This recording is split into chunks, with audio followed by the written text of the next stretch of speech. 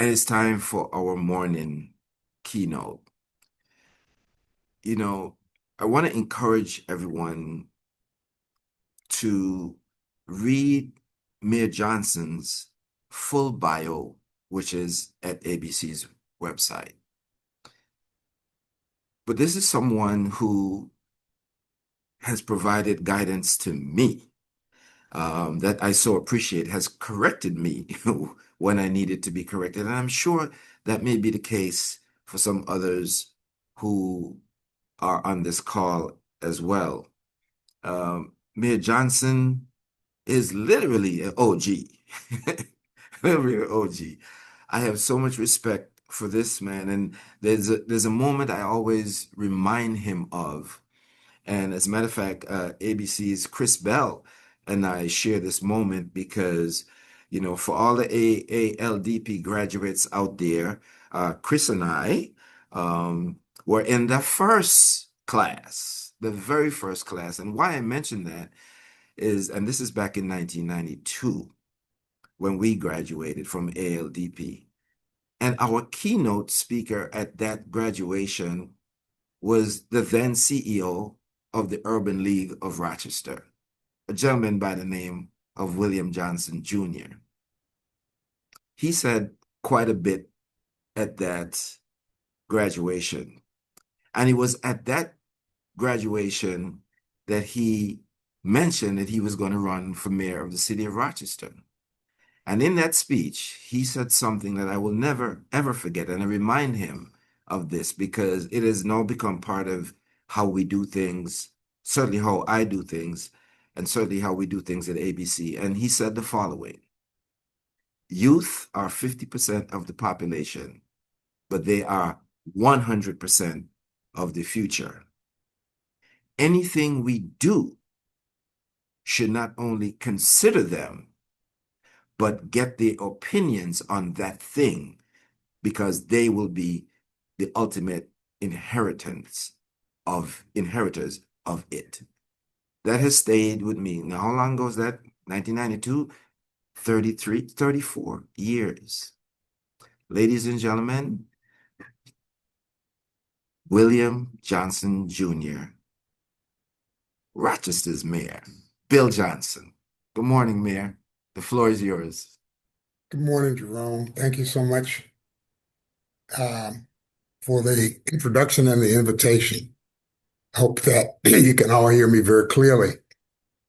A month ago, I received this invitation from Jerome to be the opening speaker for ABC's annual Signature Conference, the theme of which we've heard this morning: strength and solidarity, rising together through uncertain times. I checked the date on the email to make certain that it hadn't been inadvertently sent from the agency's archives. A phone call to Jerome followed with the urgent question: what fresh insights could I possibly contribute to a discussion which requires such existential knowledge? After all, I have been retired from active service for more than a dozen years.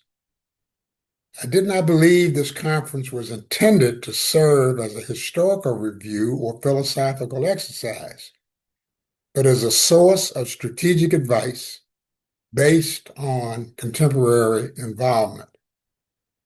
Jerome hopes that some things from my careers as a not-for-profit agency executive, elected official, and academic can be useful to stimulating a dialogue.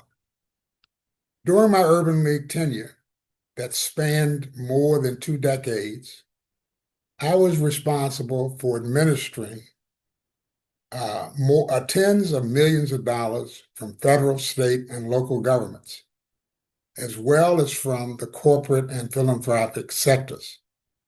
The rules of engagement and accountability changed often, as well as the people who administered the allocation of the funding. Astute management of the agency required an unwavering commitment to advocacy on behalf of the people and programs served with those funds.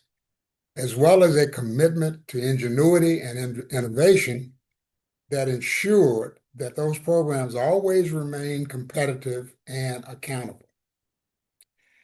After sifting through my memories of key strategies deployed during my various career phases, I have settled on some specific models that may be worthy of current consideration. Before discussing them, I would like to offer a brief history about how not-for-profit social services arrived at this current crisis. Government funding to not-for-profit organizations like ABC and the Urban League is a relatively recent phenomenon, aligned with the evolution of the modern American civil rights movement in the 1960s. Organizations like the NAACP, National Urban League, and the Congress of Racial Equality, all founded in the early 20th century, had strenuously advocated for government programs to redress the inequities and bigotry which condemned the Black population to second-class citizenship and deadly oppression. They were joined by groups like the first predominantly Black labor union, the Brotherhood of Sleeping Car Porters, which pressured the federal government in the 1940s to give more civil rights protections to Black workers and Black military men. Numerous court cases that challenged legal segregation were won by groups like the NAACP Legal Defense Fund. As consequential as all of these actions were, they did not lead to significant investments of governmental funding until the 1960s. Lyndon Baines Johnson has been called the second greatest American president for domestic policies, whose accomplishments were exceeded only by President Franklin Delano Roosevelt.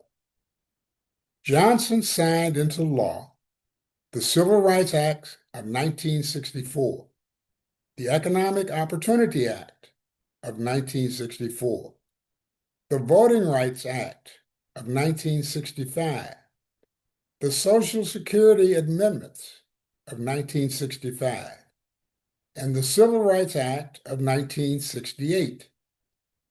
He provided conscience and leadership to get all of this progressive legislation through a Congress that had been dominated for years by Southern racists known as the Dixiecrats, who had successfully blocked every attempt to pass civil rights legislation.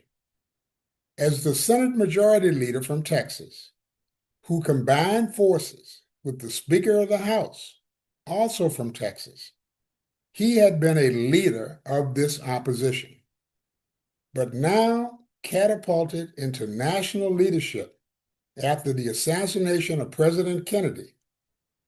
He capitalized on the nation's grief and guilt to pass a slew of legislation that had been considered unattainable.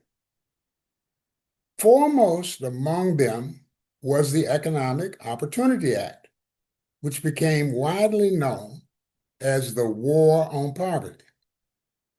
President Johnson laid out his vision for the massive dismantling of poverty and the white supremacy that kept it in place in his State of the Union address, which was delivered to the nation exactly 62 years ago on January 8, 1964.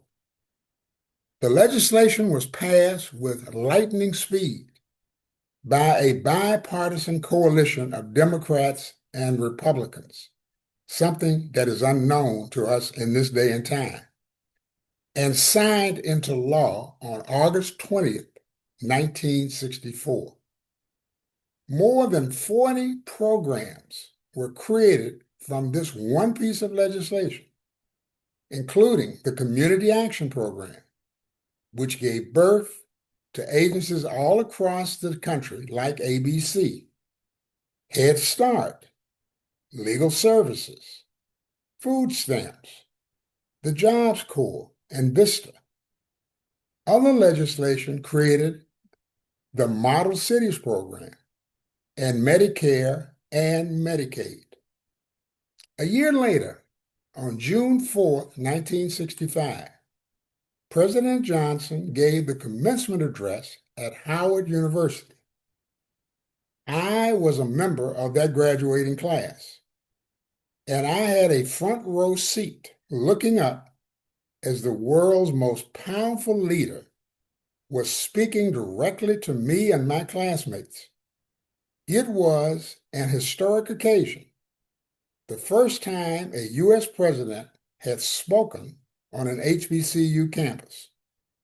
He told us that we were about to enter a new era, one which was ready to deliver to Black college students like us the unfilled promissory note that Martin Luther King Jr. had called out in his speech at the March on Washington in the summer of 1963. He declared war on all forms of racial bigotry and those who would try to rationalize disparities and inequities based solely on race. He condemned those who promoted and protected bigotry of any kind, further distancing himself from his Southern heritage. He spelled out plans for inclusive and equitable employment, educational, housing, and entrepreneurial opportunities for people on every part of the economic spectrum, particularly poor Black people. He made clear that the beneficiaries of his economic programs would include more than the Black middle class. Within 2 months of that speech, both the Medicare and Medicaid programs and the Voting Rights Act were signed into law.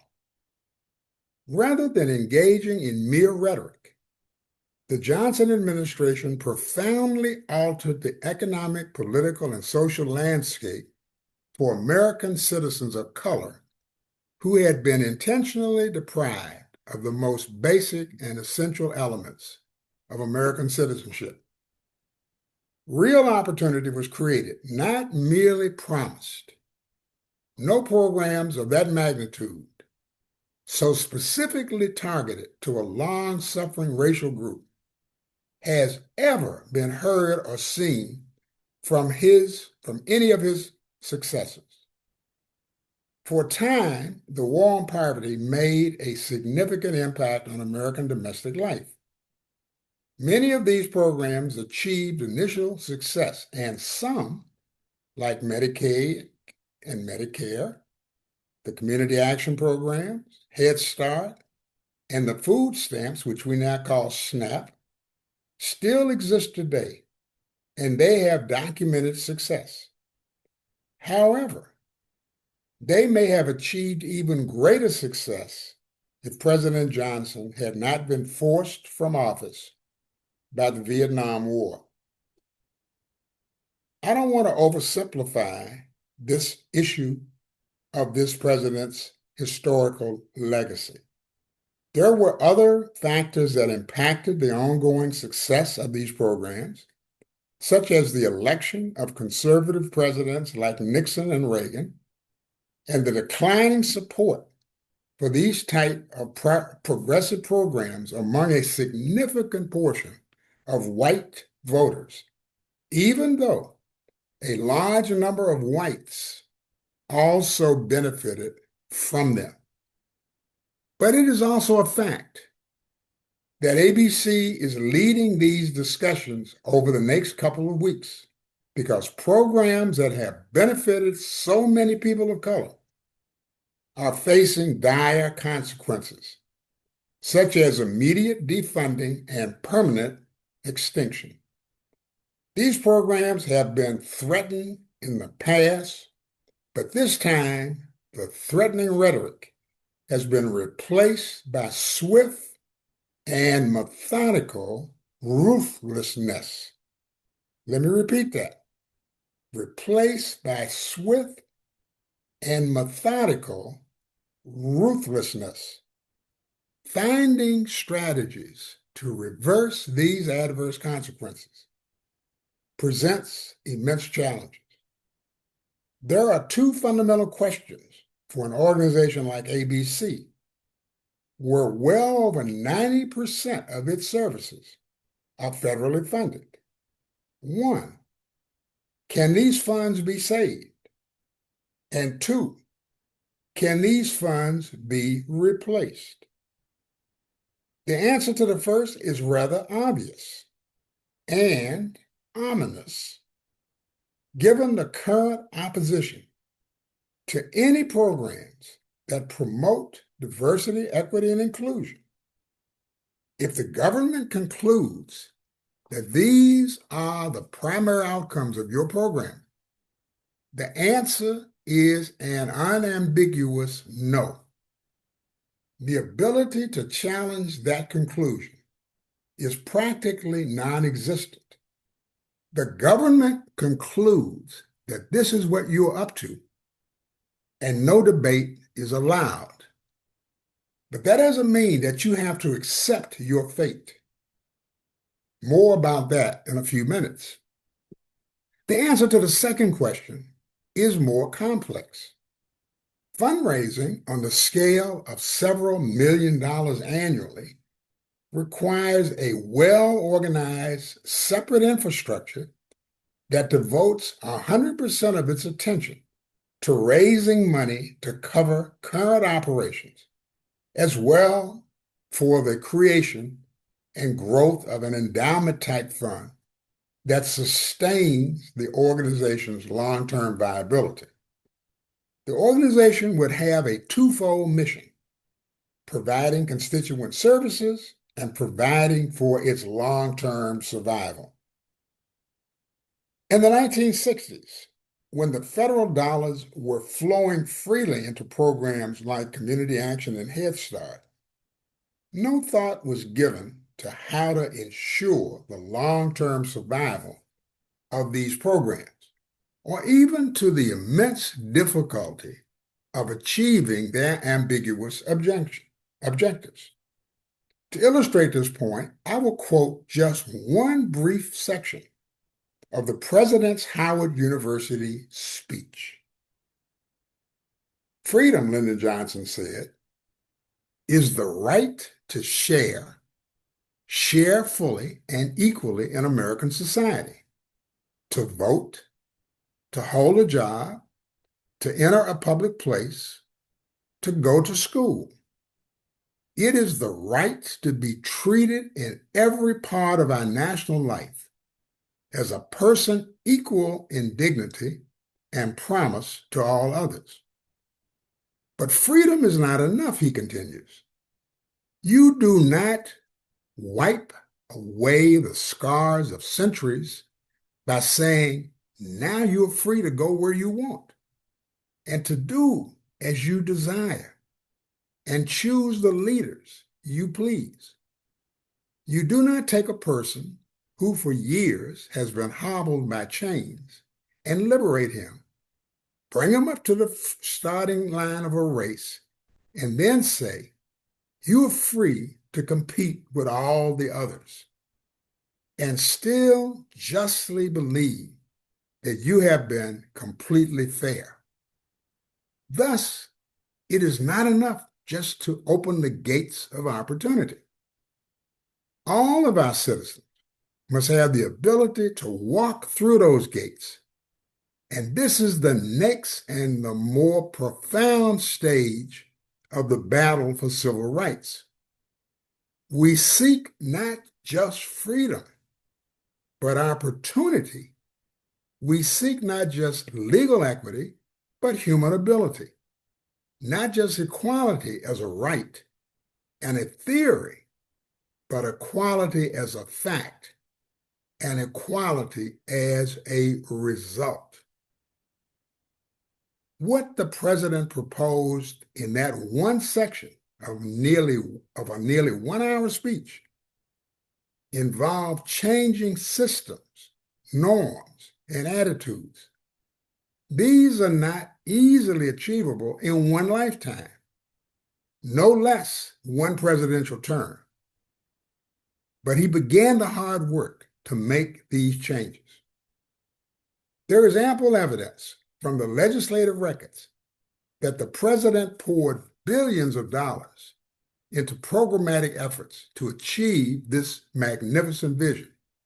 In hindsight, it is easy to see a major flaw in his approach. The overwhelming percentage of these dollars were devoted to service delivery to improve the life circumstances of the individual clients who were trapped in poverty. The community action agencies were treated as the legal agents to receive, dispense, and account for those funds. In hindsight, a portion of these funds should have been earmarked for research and development in each agency and for programmatic upgrades, which would have allowed them to develop new approaches to meet the needs of new clients. More importantly, I have long felt that these agencies should be able to retain a portion of their earnings if they are able to meet all of their contractual commitments in a cost-efficient manner. This is permissible in almost every other sector of the economy, except for the nonprofit sector. I was able to put that theory into action at the Urban League. After years of receiving federal funding through the National Urban League in the 1960s and 70s, this funding began to decline under Presidents Bush and Ford. Under Presidents Nixon and Ford, for the entire Urban League network of affiliates. Ronald Reagan campaigned on a platform of reducing the large number of federally funded social equity programs into a smaller number of block grants. Fewer federal dollars meant a greater reliance on state and philanthropic funding, or it meant your budgets were going to be reduced. I began to research the possibility of the Urban League of Rochester creating profitable business ventures with the expectation that all profits would be redeployed to the League. Out of this examination, the Urban League of Rochester Economic Development Corporation was founded in 1985. It was set up as the for-profit subsidiary of a not-for-profit corporation. In 40 years of existence, the Economic Development Corporation has built and now manages over 325 units of housing, mostly low-rise apartment complexes. It is a topic for another day to examine the various challenges that the Urban League of Rochester has encountered. And since I am not the current CEO, it is not my place to lead that conversation. But I am citing that in this context of this conference, that is a model to consider. There have been varied responses to this current federal crisis created by the Trump administration. Some organizations are trying to absorb the cuts with more aggressive fundraising. Depending on the size of their budgets, there may be some successes in this strategy. Some universities, for example, which have incurred the wrath of the president, have resorted to litigation to prevent or moderate the cuts. Some have capitulated to the president's demands, while others have entered into financial settlements. Some have decided to close their doors, as the Corporation for Public Broadcasting announced early this week, unable to replace the $9 billion that were taken from it by Trump. Others are banking on a restoration of funding if the Democrats can make substantial gains in the upcoming mid-year elections. The new CEO of WXXI, a brother named Chris Hastings, which is our local broadcasting or operation, our public broadcasting operation, recently announced that WXXI has developed a multi-pronged strategy of increased membership donations, more corporate sponsorships, and capitalizing on the production infrastructure at the station to generate more revenue. He began to look inwardly and find resources that had been previously untapped that could now lead to new sources of revenue. Creativity and innovation should be the focus of all not-for-profits, starting with a critical assessment of existing resources and how they may be reconfigured to generate revenues in ways not previously considered. You should not rule out assessing a charge for services that have been provided at no charge. Consider asking your clients and constituents for a modest fee. If they think your services are worth it, they should not object to paying for them. I don't know how many of you have seen TV commercials for endangered animals, both domestic and international. I have recently seen those types of solicitations. They ask for a very modest amount, $18 per month. Have you taken the time to calculate the annual amount of that ask? It's $216. If 100,000 people respond to that ad, they will raise $21.6 million. In my opinion, that is not an unreasonable expectation from a national TV solicitation. Recently, I have seen ads for the NAACP and the ACLU, so it goes beyond endangered animals. I started an annual membership campaign at the Urban League, soliciting contributions through local churches. I recall raising as much as $125,000 through that campaign.